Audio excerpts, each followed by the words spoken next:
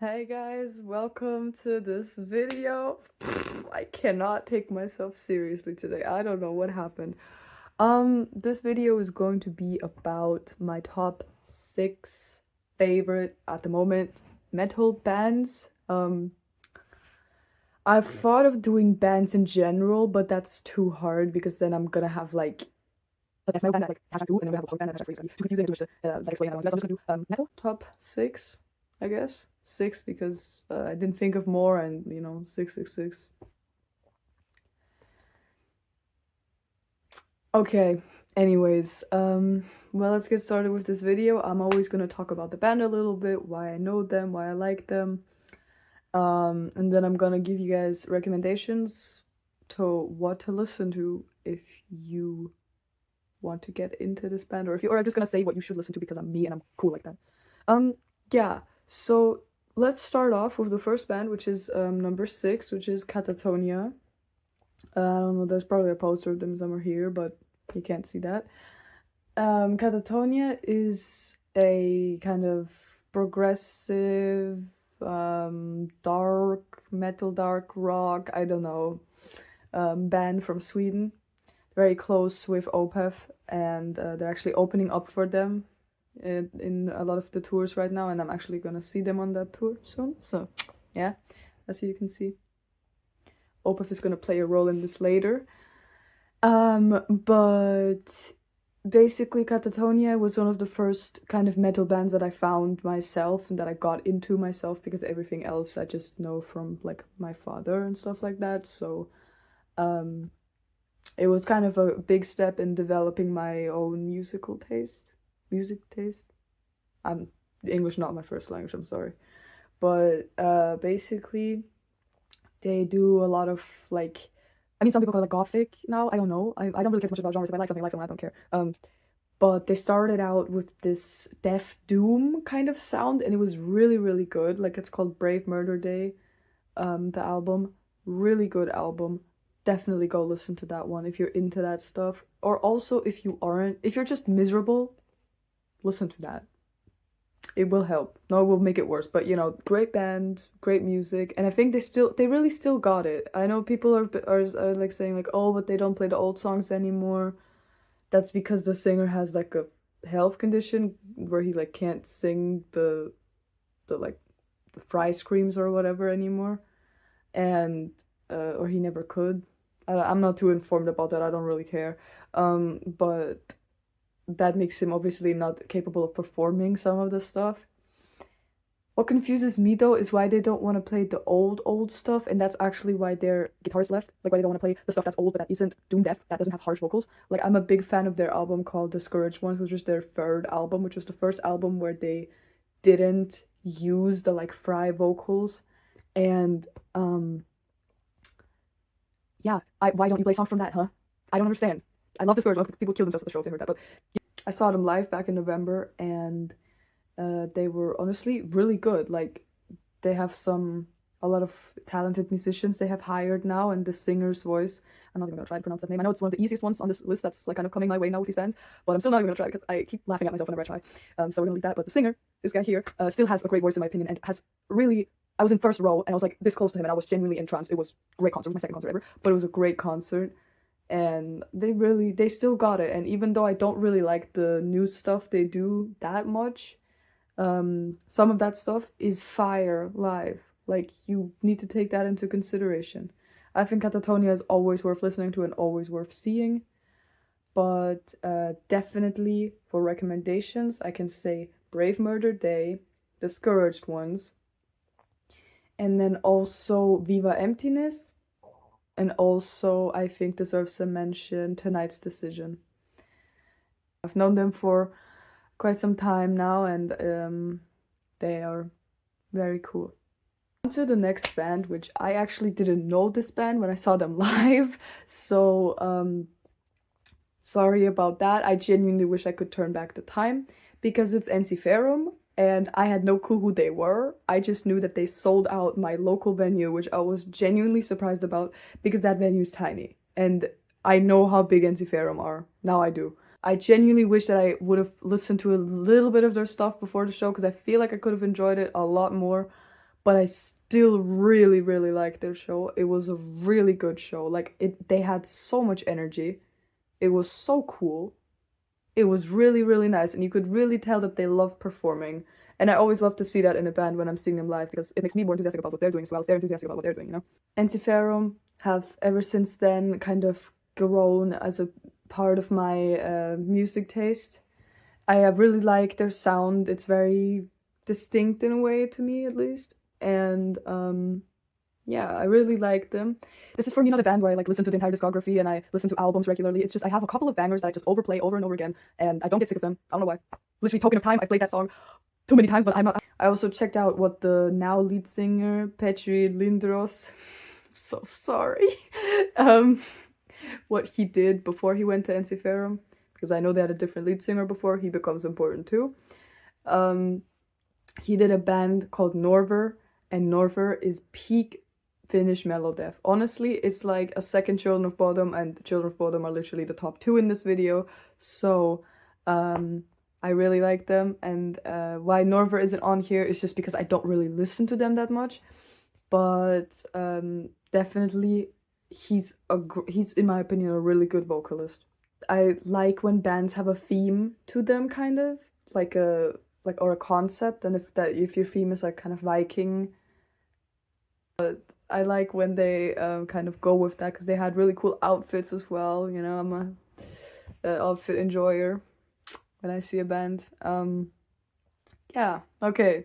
So that's Ensiferum. I don't really remember any of the albums that I listened to because I just remember the good songs, but definitely the Pink one. I think it's called Unsung Heroes, or the self-titled one if you want to get into Ensiferum. Those are both, in my opinion, in my memory.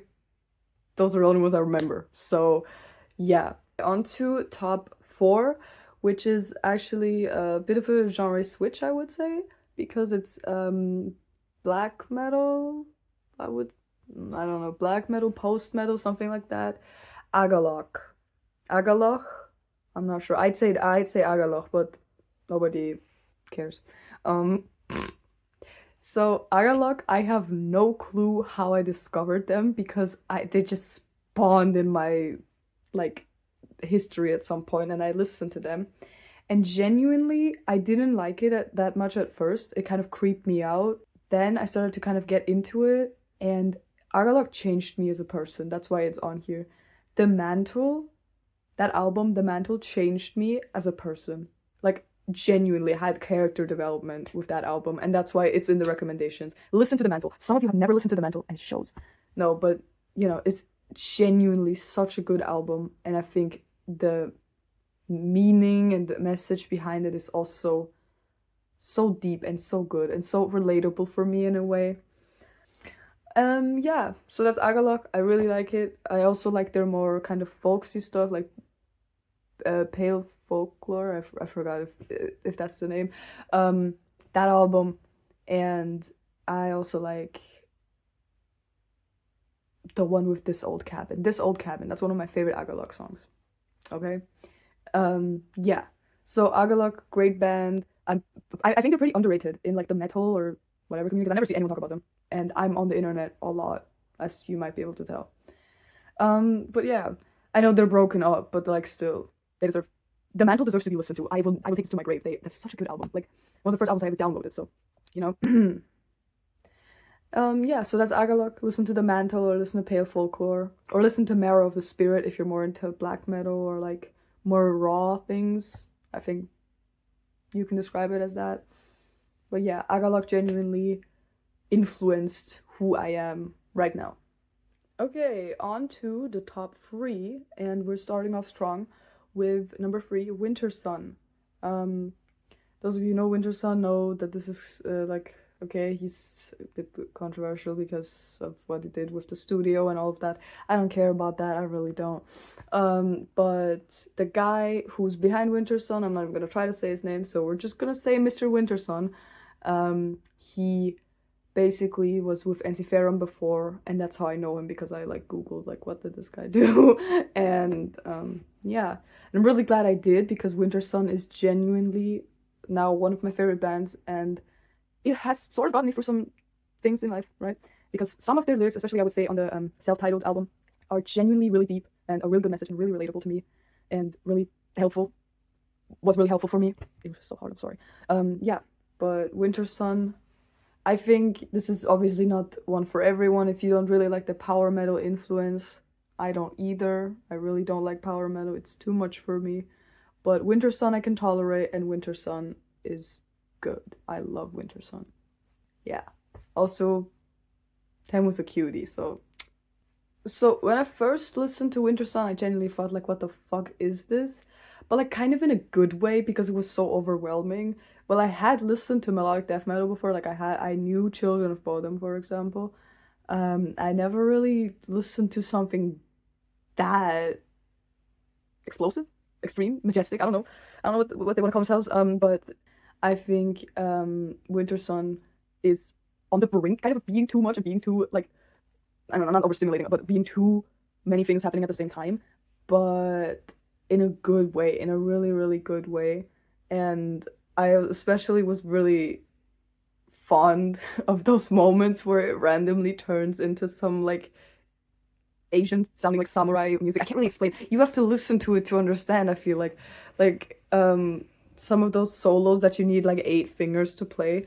I've thought they were kind of annoying at first, but then they kind of grew on me, and Winter Sun as a band also like the whole concept and everything they did was kind of growing on me, and now we're here and now it's in my top 3. So yeah, Winter Sun, very peak, very good. I would recommend Time 1 or the self-titled album, which is personally one of my favorite like melodeath albums of all time.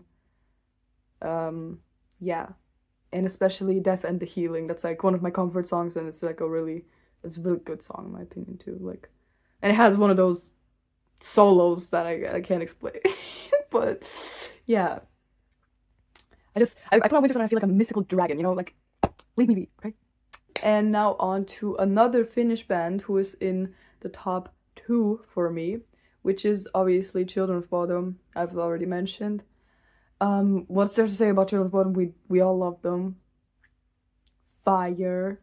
I have a fucking locket with Alexi Laiho in it because I aspire to be like him. I'm genuinely under the impression he was a great guitarist. He was a talented musician. He was really good at what he did from a very early age, and I just wish I could be like that. And you know, genuinely rest in power, because that guy, holy shit, we were not ready for him. Okay, that's my take on that.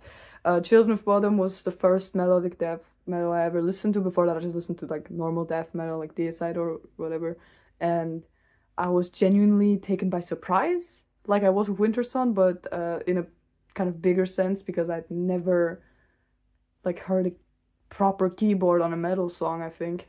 And like I thought, holy shit, this is amazing, and I still think so. So yeah, and also for some reason Children of Bodom was one of the first music that could make my brain actually shut off and shut up and lock in. I think I can recommend every album up until like the purple one. Like I really like the purple one, I forgot what it's called. The I Worship Chaos, I've listened to once in my life, so it's not that good. But you know, all of the other albums, especially Something Wild. I think Something Wild gets too much hate or gets too overlooked sometimes, just because it's the first album and it's a bit more raw. Obviously, the guy couldn't have known completely what he was doing, but he was still really good. Like, have you listened to Red Light in My Eyes? Like, both of them? That is fire. That is peak, okay? In my opinion. My opinion is correct. So, Children of Bodom, awesome band. Rest in power, Alexi Laiho. What else is there to say? Yeah, I bought the CD from their... Like, I am so much of a tryhard that I have their CD from the last show. Final show in Helsinki, Ice Hall 2019. That's what this is. Fire, definitely. Yeah. Genuinely would have wished the guy could have gotten more time, because I do like Bodom After Midnight. Okay, and now what we've all been waiting for. My favorite metal band. Nobody cares. Nobody asked. Still delivering. Because guess what? It's Opeth, so it deserves to be talked about. What's there to say about Opeth? I fucking love Opeth. I'm the biggest Opeth fan there is. Opeth saved me. Opeth saved the world. Opeth is so good. I fucking love Opeth. Yeah, I'm seeing them live soon. So for the first time in my life, probably also the last time because I'm broke and they're old. No, they're not that old. They're my dad's age, so it's okay. Yeah, OPEF. I know them actually through Catatonia, which is also one of the reasons why I put Catatonia on the list, because I was kind of considering not putting them. But I guess the first OPEF album I listened to was Orchid, because I found them through Catatonia. I was like, you know what, I'm just gonna listen to it, like discography back to front. Listen to Orchid, hated it, didn't listen to OPEF for 2 months, went to school, met this guy, told him about OPEF because I wanted to seem niche, listened to OPEF again and thought, boom, fire. Fire, absolute fire. I listened, it's Last Will and Testament shirt, so I listened to Last Will and Testament for the first time, and it was so cool. I love the narrative and I love the storytelling, and I just, oh my god, and musically, there is so much depth in that depth. That's a hard word, that I can't even comprehend because I'm just uneducated like that. But yeah, OPEF is seriously, I feel like OPEF has something for everyone to enjoy, you know? If you're more of a slow-going type of person, you can listen to their prog rock, you can listen to Sorceress, you can listen to, what's it called? Pale Companion, no, that's not a song. You can listen to that, or if you're really depressed, you can listen to Deliverance and Damnation, like I do. And if you're really a fan of the old school or kind of technical death metal, I'm not so sure about those terms, please don't fucking crucify me. But if you like those, you can listen to Blackwater Park, or if you like the blackened stuff, Orchid, you know. I think there's something in OPEF for everyone, and that's why I love it so much, because I have a lot of different things I like, and I genuinely enjoy almost every OPEF album, except maybe, I don't really like Morning Rise. Like, as a whole, there's a few tracks on the album which I really like, but as a whole album, I would never listen to it. I also don't really like Heritage, just because I got bored listening to it the first time I did, so I was like, you know what, I'm not listening again.